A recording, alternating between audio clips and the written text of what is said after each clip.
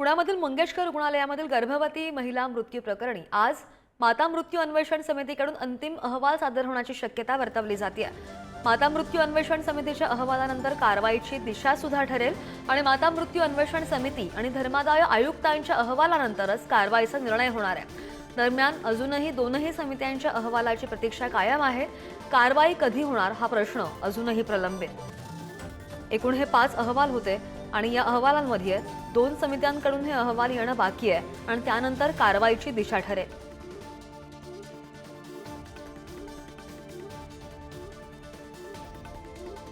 या संदर्भातली अपडेट घेऊन आमचे प्रतिनिधी बालाजी पोद्दार आपल्या सोबत आहेत। बालाजी, आपण पाहतोय 3 ते 4 अहवाल आलेले आहेत। आता माता मृत्यू अन्वेषण समितीकडून अंतिम अहवाल येणं बाकी आहे। आज हा अहवाल येणार का आणि हा अहवाल आल्यानंतर काय कारवाई होऊ शकते रुग्णालयावर?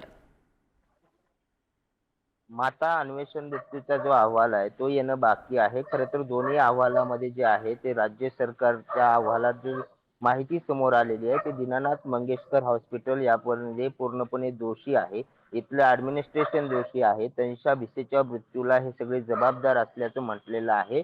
मात्र माता मृत्यू अन्वेषण समितीचा जो अहवाल आहे तो अहवाल येणं बाकी आहे। कदाचित आज संध्याकाळपर्यंत हा अहवाल जो आहे तो राज्य सरकारला देण्यात येईल। या अहवालात काय ठपका ठेवण्यात येतो ते पाहण्यात येईल आणि त्यानंतर कारवाई करण्यात येईल असं आज सकाळीच अजित पवार यांनी म्हटलेलं आहे। मात्र अनेकदा अशी टीका होते की सरकार याच्यावरती मेहरबान आहे का, मंगेशकर हॉस्पिटलवरती कारवाई करण्यास सरकार टाळाटाळ का करत आहे असे प्रश्न सुद्धा निर्माण होत आहेत। कारण माता अन्वेषण मृत्यू अहवाल आल्यानंतर त्या विभागाला कारवाईचे कुठलेच अधिकार नाहीत। फक्त ती समिती अहवाल आणि निष्कर्ष देऊ शकते। त्यामुळे या निष्कर्षासाठी फक्त कारवाई थांबवायची हे कुणाला पाठीशी घालण्याचा प्रकार आहे का असं आता विरोधकाकडून सुद्धा विचारलं जातंय आणि सर्वसामान्य जनतेचा उद्रेक सुद्धा यामध्ये आपल्याला पाहायला मिळतोय।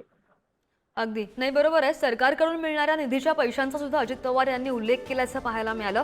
राजकीय वर्तुळात काय चर्चा आहे त्या संदर्भात दुसरीकडे विजय वडेट्टीवार यांनी बरीच टीका सुद्धा केलेली आहे। बालाजी,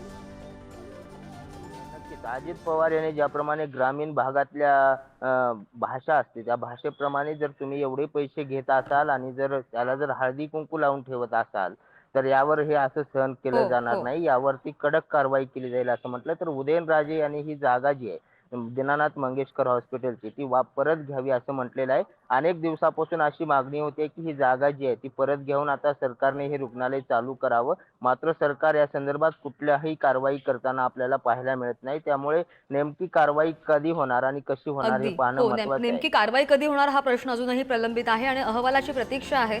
धन्यवाद बालाजी सगळ्या सविस्तर माहितीसाठी।